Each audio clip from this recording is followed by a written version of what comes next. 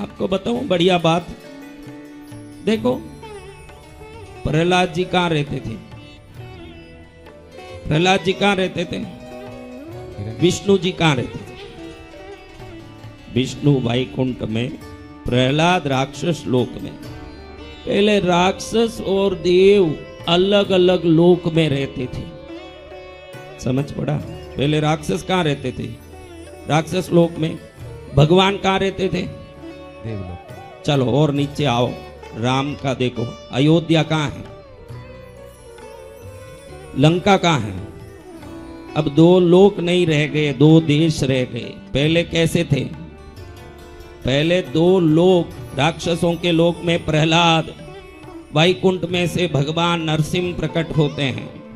बाद में फिर एक ही घर में भाई भाई में एक शत्रु एक मित्र।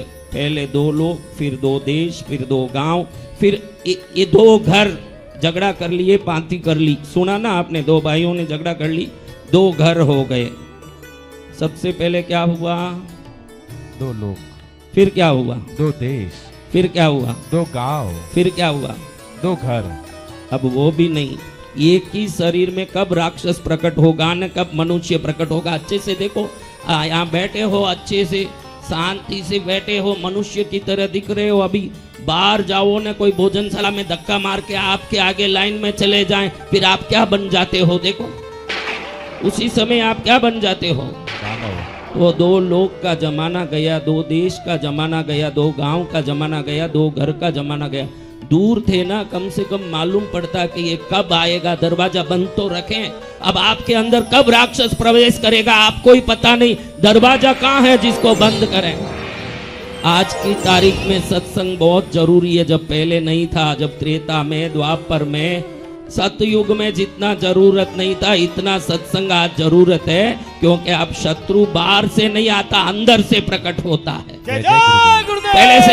पहले बाहर से आता शत्रु, भाई आ रहा है, इसको थोड़ा संभाल लें, आ रहा है इसका थोड़ा ध्यान दें, आ रहा है इसके लिए दरवाजा बंद कर दें। अब अंदर से आ रहा है ना, कब आएगा ये? कब आप में एक क्रोध झलक जाए बताओ?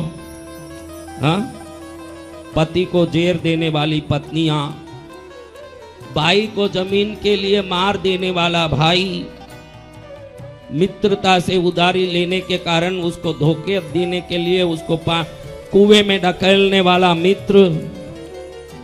कितने तरह के पेपर में और टीवी में न्यूज़ देखते हो महाराज। हाँ?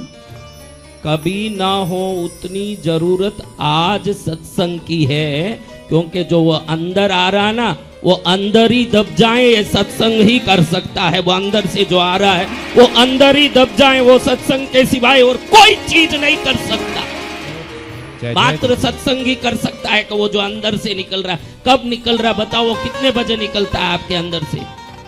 बताओ कितने बजे निकलता है? कभी भी। बोल रहे बेटा, कितने बजे निकलता है? कौन से वार में निकलता है? कौन से पक्ष में निकलता है? कौन से महीने में निकलता है? कौन से तिथि में निकलता है? अभिजीत मुहूर्त में, किस करण में, किस योग में निकलता है?